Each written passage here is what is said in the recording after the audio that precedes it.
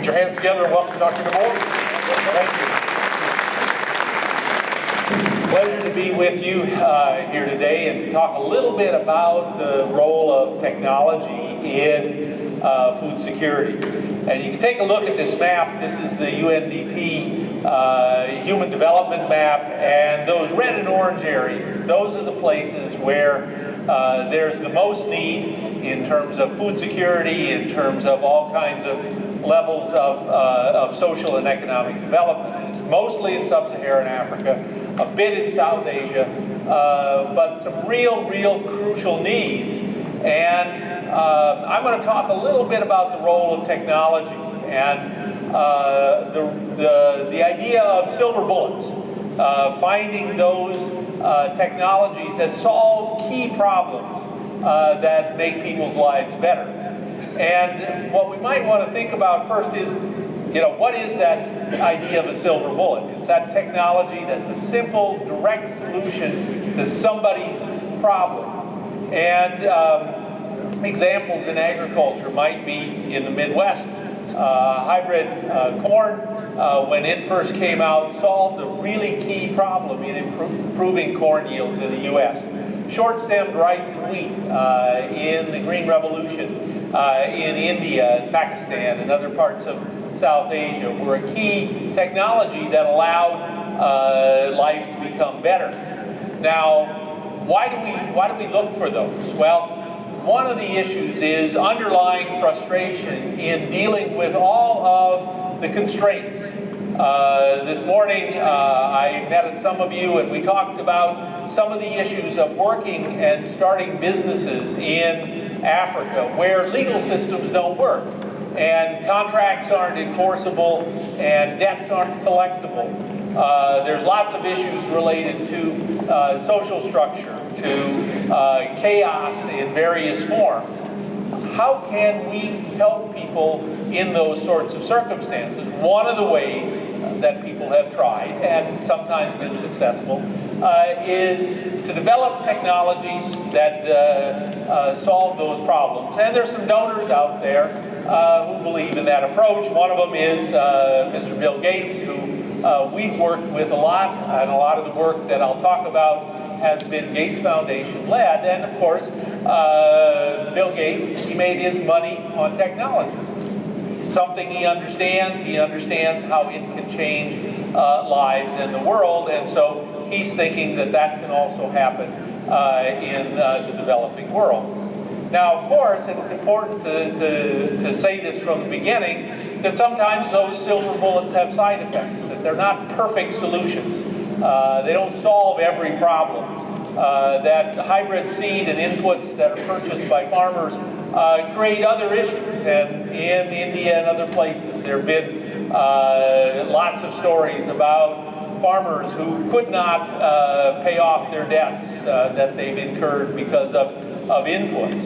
The short-stemmed wheat and rice varieties didn't solve all the problems, but if you look at, for instance, India, and you look at the kinds of problems that were predicted for them. In the 1960s, there were people that said, places like India and Bangladesh, we should just forget about because there was no solution. There was no way we could solve it. And today, they are quite prosperous societies overall. They have pockets of poverty, obviously, but overall, they've made great progress, not solving every problem, but solving some problems. So Purdue has a long history of development of agricultural technology. I'm going to talk just a little bit about some of that role. So Purdue is a land-grant university, and what that means is it was created to bring science to agriculture. And it has a three-part mission: education, research, and outreach. And it's that extension component that's what made it different when it was originally founded in the 1860s and what makes it different today. It's not just training students and developing new science, but it's also getting that science out to people. So Purdue played a role in the development of hybrid corn in the 1920s and 30s. Some of the earliest conservation agriculture, no-till planting, was done at Purdue in the 1940s. Precision agriculture, use of GPS and GIS and satellite remote sensing for agriculture. Some of the initial work was done at Purdue. Internationally, one of the earliest efforts of Purdue internationally was in Brazil. Lots of the scientists who created the Brazilian miracle, in a sense, turning the Cerrados, which was an area of low-quality savanna ranch land, into some of the most productive farmland on Earth. A lot of those scientists were trained at Purdue. And it's important to note here, and we'll come back to this later, that the Brazilian example was led by a vision. What was that agriculture going to look like? And from the beginning, they thought Brazilian agriculture was going to be large-scale mechanized agriculture. In Africa, the vision is quite different, and it will probably be smallholder agriculture for a long time to come. And so that means a different vision in terms of agriculture technology. Farming systems research in Burkina, again, in the 70s and 80s, Purdue was very much involved, and I myself lived in the Republic of Niger and in Burkina in this period, helping to run Purdue projects there. Soil and water conservation was an important part of that work. And the photo there shows some tide bridgers that solved a key technical problem that helped retain water on the soil. Unfortunately, it required more work and more labor than farmers were able to provide. And so there's some junk tide bridgers that farmers in the end didn't want because it didn't work, but that's a fact of research. Not every experiment works. Not every technology pans out, and that's why a portfolio is needed. Another technology that Purdue has been closely related with is breeding sorghum. Breeding sorghum for striga resistance has been a key part of the work of Dr. Kamisa Jetta, the World Food Prize winner in 2009. Striga is a parasitic weed that grows on sorghum, sucks out all the lifeblood. It means that yields are lower and production is lower. Again, we're also working on the economic and marketing and business end. Been lots of work, particularly with women's groups in West Africa, helping them to develop their businesses. Lots of women are involved in producing and selling street food that helps them feed people and also generates income for their families. But what I really want to talk about today, to build on Bob, the last speaker, is our current flagship effort is Purdue Improved Crop Storage. So why storage? And so Bob talked about the losses of food in the United States and how much goes to waste. Well, in Africa, the numbers are similar. Somewhere around 30 to 40% of food that's produced doesn't get to people. And the cheapest, most environmentally friendly way of increasing food security is just to do a better job of preserving the food that's already produced. It doesn't require any more land, it doesn't require any more water, no more labor, but it significantly can improve the food supply. So you see there the PICS hermetic storage bags that we've developed over time at Purdue with help from USAID and more recently the Gates Foundation. So what are PICS bags? And I brought one here to show you just because most people learn and understand much better. So PICS bags are a 3-layer bag. Outer layer is ordinary woven polypropylene, just to give it robustness so you can handle it. Inside are 2 liners of high-density polyethylene. So ordinary materials. And because they're ordinary materials, we use manufacturing in Africa, and I'll show you a map in a bit, but we now manufacture in 12 countries in Africa. The bags work because there's always insects in the grain when it comes from the field. The grain is put inside the bags, and the instructions are right here. And we don't have instructions written out because most of the people who use the bags aren't literate. They couldn't read them regardless of what language you put it in. So we put it in drawings, meant you put the grain in the bags, you close up the bag, tie it off, and insects have a very high metabolism rate. And they use up the oxygen very quickly, and depending on the species of insect, they either die or they go dormant. And in either case, they don't cause any more damage. And so these bags were originally developed for cowpeas. Black-eyed peas would be more familiar name to most Americans. If you don't protect black-eyed peas in storage, they quickly are consumed by insects. So within 2 or 3 months, you will have only powder left. You will have nothing left that's edible. If you put them in a bag like this, you will have almost 100% storage without use of chemicals. And at Purdue, we're not necessarily against the use of chemicals, but one of the problems in Africa is because people don't read. They can't read the instructions in many cases. And so even chemicals and products that are quite safe when used correctly become a problem because they're misused. So we developed these bags, and these bags were developed in Cameroon by a partnership between Purdue faculty and students and Cameroonian researchers in the late 1980s. And then we faced the issue of how do you get them out to people?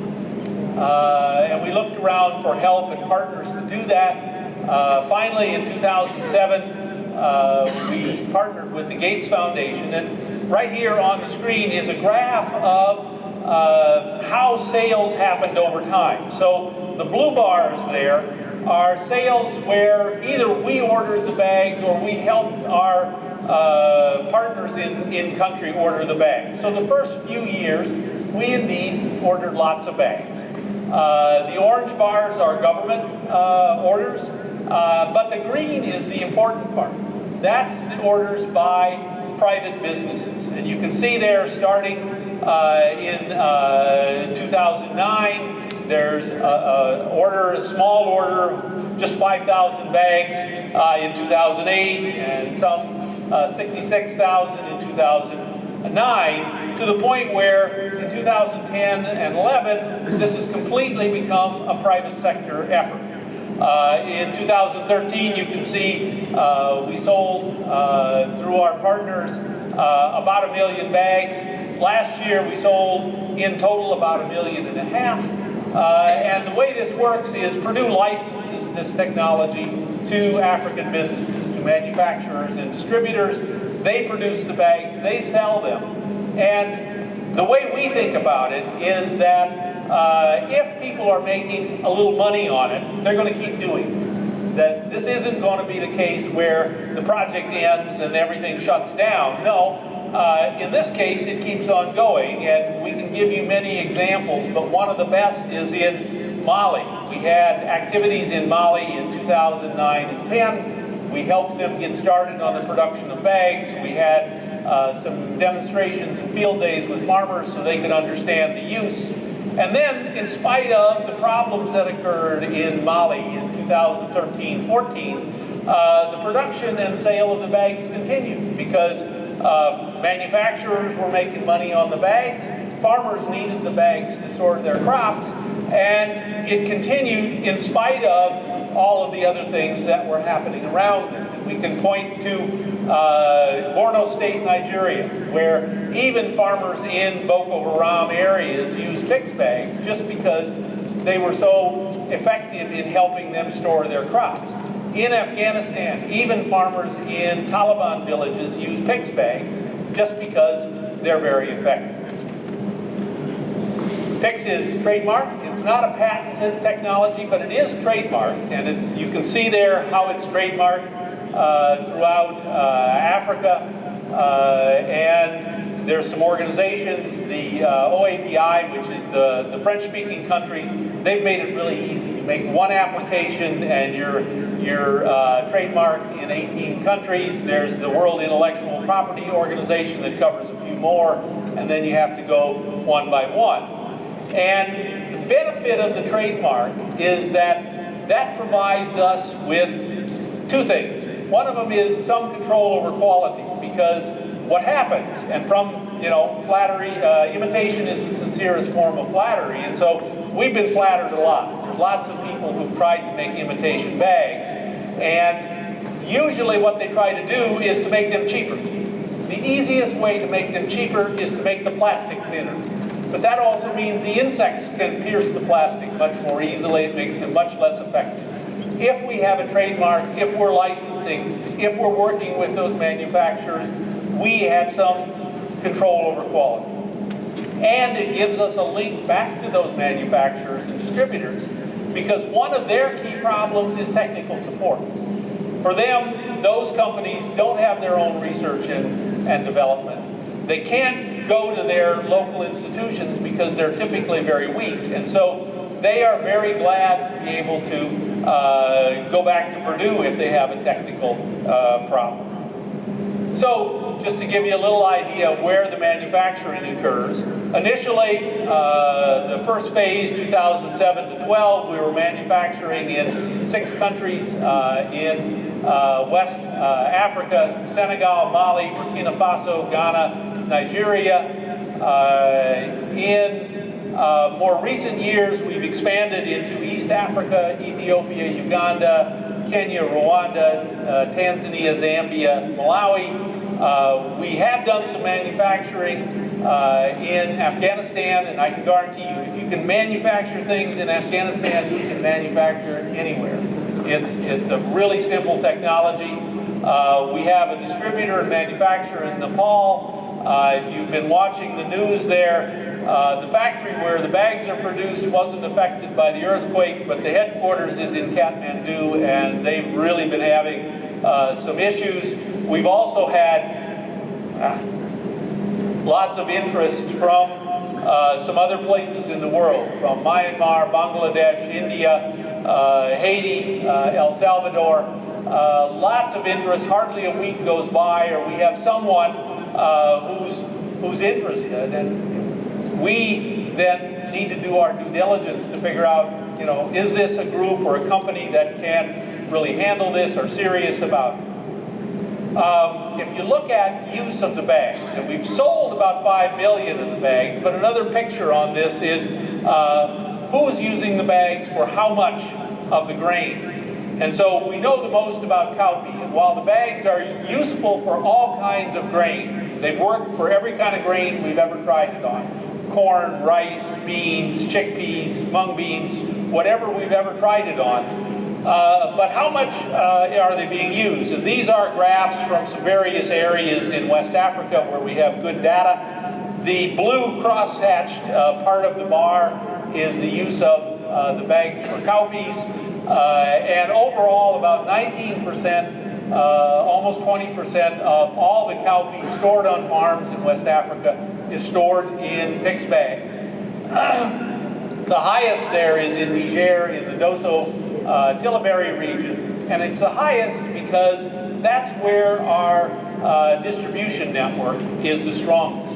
And we have found the big problem here is not informing farmers. It's actually not manufacturing. It's getting out to that last mile out to the farmers.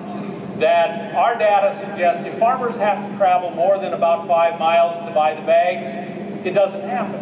And this makes a lot of sense because they're on foot, they have lots of other work to do, it's hot, and so they don't make that trip.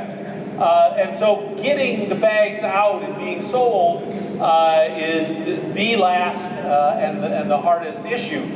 In Dosso Tillaberi, our distributor there is, he's a multifaceted man, but one of his other investments is he's the local Celtel franchisee. And so he has cell phone shops all over the region, and he sells bags at the cell phone shops. And he's learned a lot about marketing from the cell phone business, which has been very successful in Africa. But this gives you an idea of the use of the bags and the kinds of impact that they've been making. This is a graph that when I take these slides to the foundation, the Gates Foundation in Seattle, this is one of them that they spend a lot of time looking at. And one of the weight on, and what this is cowpea production in Niger. And I picked Niger because I spent many years living there and it's close to my heart, but you can do the same thing for a number of other West African countries. And you can see over here, let's see here.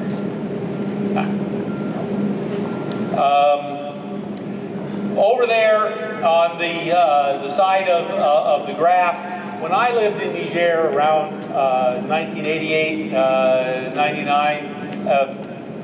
89, 90, the Nigerian production was around 350,000 metric tons a year. And it was pretty constant, depending on the rainfall and so on. The PICS bags were introduced in about in 2007, and production shot up. And so in the last few years, the production of cowpeas in Niger has been anywhere from 1 million to 1.5 million tons. And that takes a lot of inputs to do that. It takes better seed, it takes pest control in the field. But if you talk with farmers, they'll all tell you the same story. It's all better storage. They say, oh, now we can make money on cowpeas, and so we grow more. So instead of selling them for almost nothing in harvest time, we can now store them, which we can use either to feed our families or we can sell them at a higher price, and so we produce more. So this is an example of technology moving the needle on production.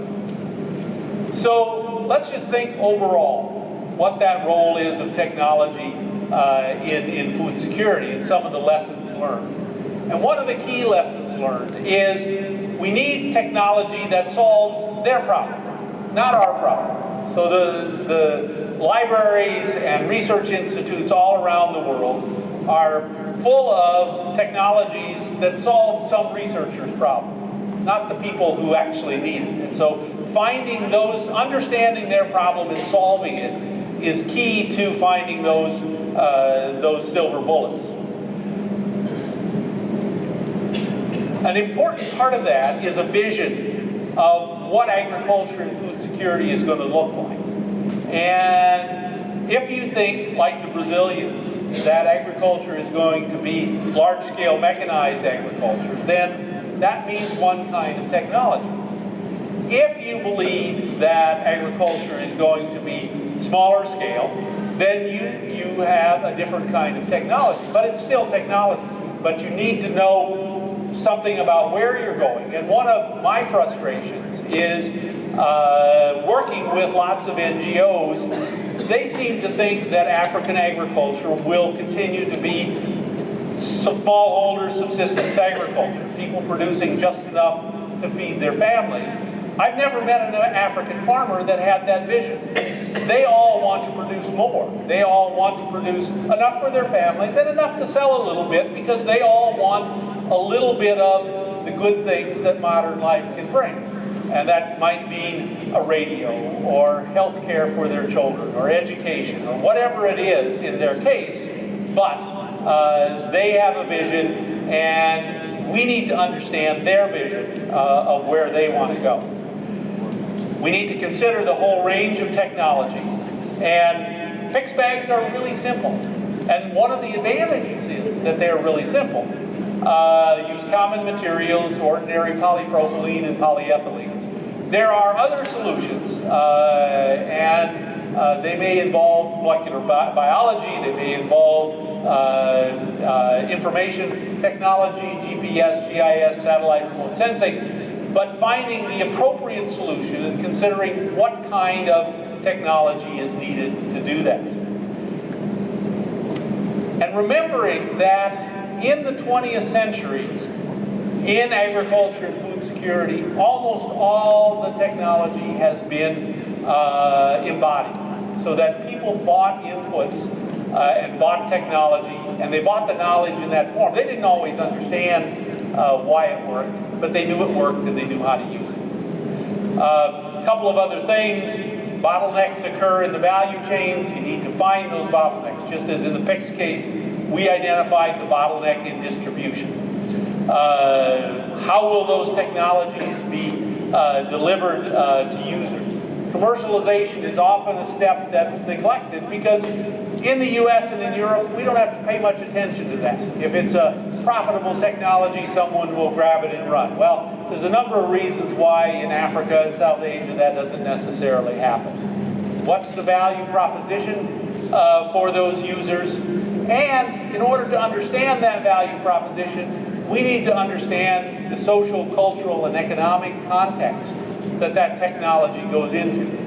If this technology, for instance, is going to be used mainly by women, and in lots of parts of Africa, Islamic areas where women are in Islamic seclusion, then we need to understand that and make sure the technology fits their needs. So, conclusions, quickly.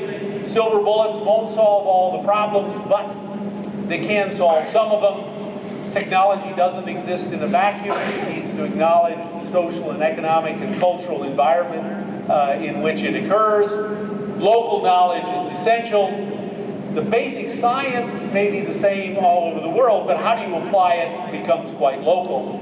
And just to repeat in other words some of the things that Phil was talking about, a phrase that I remember often: the perfect is the enemy of the good. And too often there are good solutions that would help a lot of people that are not used because they're not perfect.